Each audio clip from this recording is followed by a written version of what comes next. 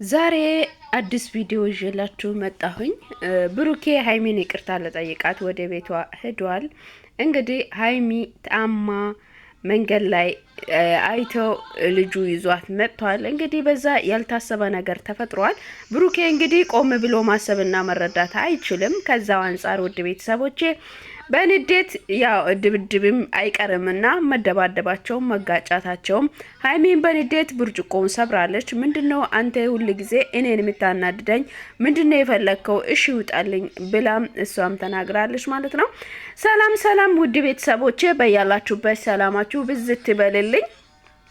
ዛሬም በአዲስ ቪዲዮ ከች ብዬላችኋለሁ። ለቤቴ አዲስ ከሆናችሁ ላይክ፣ ሼር፣ ሰብስክራይብ እያደረጋችሁ አበረታቱኝ። ሀሳብ አስተያየቶቻችሁን በኮሜንት ላይ ጻፉልኝ። እንግዲህ ያዝ ለቀቅ የሚባለው ነገር ድብድብ ያው ብሩኬ ባለበት አይጠፋም። ከሀይሚ ጎን ላይ የሆነ ሰው ካያ እንግዲህ ለምን መጣ እንዴት መጣ አይደለም የሱ ጥያቄ ያው መሰንዘር ብቻ ነው ማለት ነው።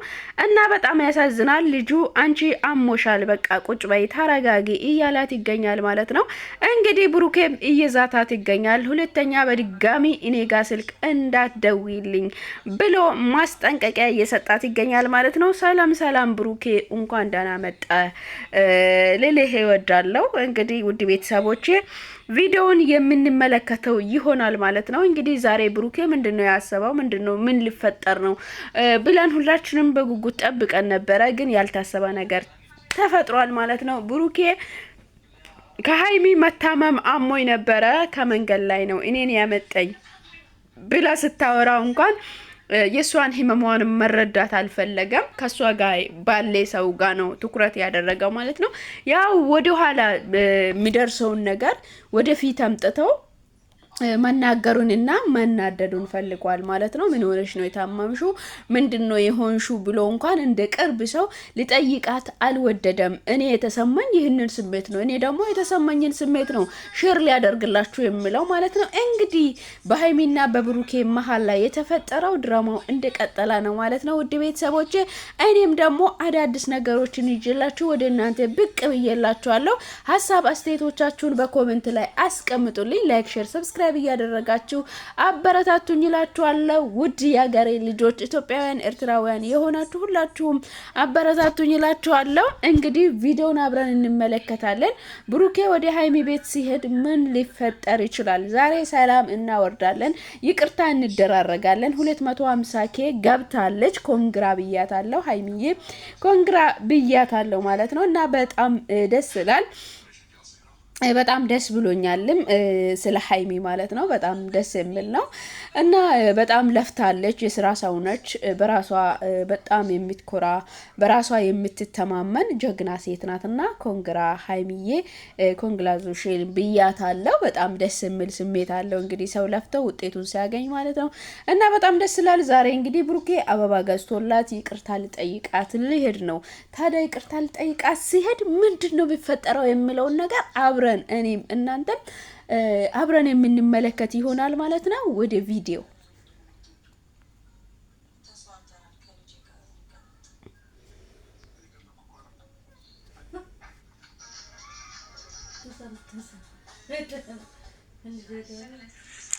እንደዚህ ያዘው አለጋ ይሻላል። እንደዚህ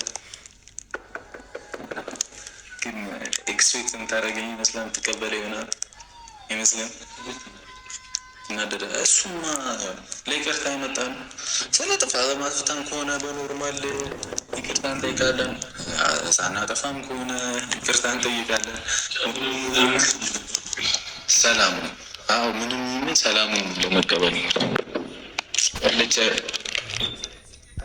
እንግዲህ ውድ ቤተሰቦቼ እዚች ቦታ ላይ ሳላወራላችሁ ያው ሀሳቤን ሼር ሳላደርግላችሁ አላልፍም። ለይቅርታ ነው የመጣነው። አጥፍተም ከሆነም ሳናጠፋም ይቅርታ ለማድረግና ሰላም ለማውረድ ነው የሚል ነገር አለ። የእውነት ሀይሚ ይሄንን ነገር ትቀበላለች? እውነቱን ሳታውቅ እውነቱ ሳይወጣላት ሀይሚ የምር ትቀበላለች? ብሩኬን ተቀብላ የምር ይቅርታ ታደርግላታለች ዛሬ ወይስ ሌላ ነገር ነው የሚፈጠረው? እስቲ አብረን እንመልከት። እንዴ ወንድሜ ማን ነው እሱ? ማነው እሱ? ምን ዝምት ያለች ማነው? ምን አታወቂም? እኔ የምልህ የት ነው የምታወቁት? አመመኝ ብላ ይዘት መጥቼ ምን ችግር አለ? አመመኝ ብላ አግኝቻት ነው የመጣሁት። ይሻላል እንደዚህ እንሰካከስ። አጥፊ አባቴ ካሜራ ነው። ምን እኔ ስሚ የመጣሁበት ምክንያት አለ። ይሄሚ ግን ስመጣው እንዳገኘው ይመጣል። እንደዚህ ይሻላል። ወንድ ማግኘት ነው ወይስ ጤና ነው የሚያሳስበው? ሁለቱም ይሁን ምንም ይሁን ግን ይመጣሉ ወይ? መጀመሪያ ጠይቅ እኮ ይመጣሉ ወይ? ማን እንደሆነ መጀመሪያ ጠይቀው እኮ ስሚ አይሚ ይመጣል እንደዚህ። አንተ ከሰው ጤንነት የበለጠ የወንድ መገኘት ነው እንደሚያሳስብክ?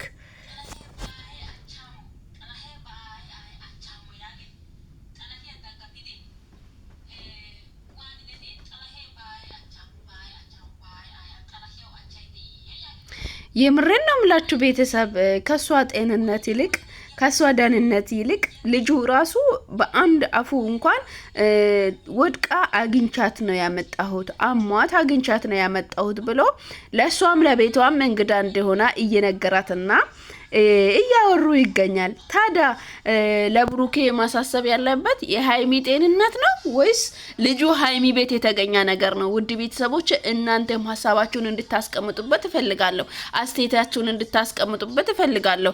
እዚህ ጋር መቅደም ያለበት የሃይሚ ጉዳይ ነው አይደል እንዴ? ጤናዋ ነው መቅደም ያለበት። ምን ሆነሽ ነው? ምን ተፈጥሮ ነው?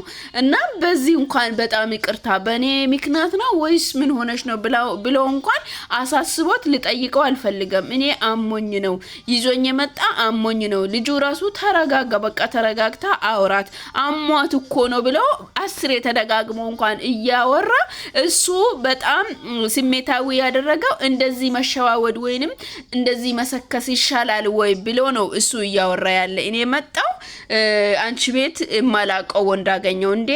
ወንድ ማግኛት ብርቅ ነው እንዴ? ታዲያ ምንድነው?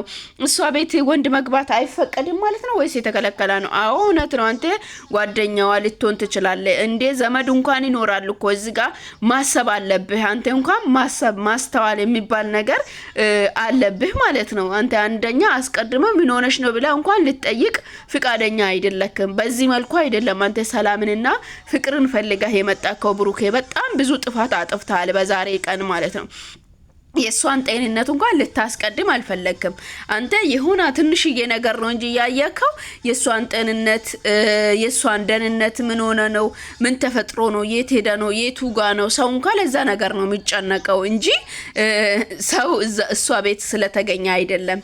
ያ አይደለም የሚያስጨንቀው፣ ያ አይደለም ለዛ አይደለም መጨነቅ ያለበት እንጂ እሷ ስለታመመችበት አሞኛል ብላ እንኳን በአፏ እየተናገረች እሱ እየተናገረ ያለው ስለምንድን ነው? አንቺ እኔ ላይ እየቀለድሽበት ነው እንዴ? አንቺ እኔ ላይ እንትን እያልሽበት ነው እንዴ? እያላ ነው እሱ እየተናገረ ያለው ማለት ነው። ስለዚህ ይሄ አይደለም መቅደም ያለበት የሰው ጤና ነው። አንቺ ምን ሆነሽ ነው ብለው መጠየቅን ነው፣ መረጋጋትን ነው። እሱ እንግዲህ በደረሰበት ሰው ሁሉ ላይ እጅ ማንሳት ወንድነት ይመስለዋል። መማታት ወይንም መደባደብ፣ ጉልበት መኖር ወንድ ይመስለዋል። አይደለም፣ ይሄ አይደለም ወንድነት። ወንድነት ማለት ተረጋግቶ ቁጭ ብሎ ማውራት መረዳዳት ነው እንጂ እሷ የታመመቿን እንኳን ምን ሆነሽ ነው ብለህ አልጠየቅካትም ዛሬ አንተ ማለት ነው። አንተ የራስህን ስሜት ነው ያስቀደምከው።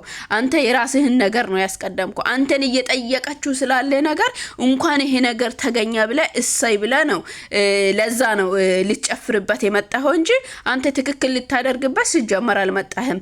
የምሬን ነው ምላችሁ። በዛሬ በጣም ተናድጄ ያለው በሱ ላይ ቪዲዮ ናይቼ ማለት ነው።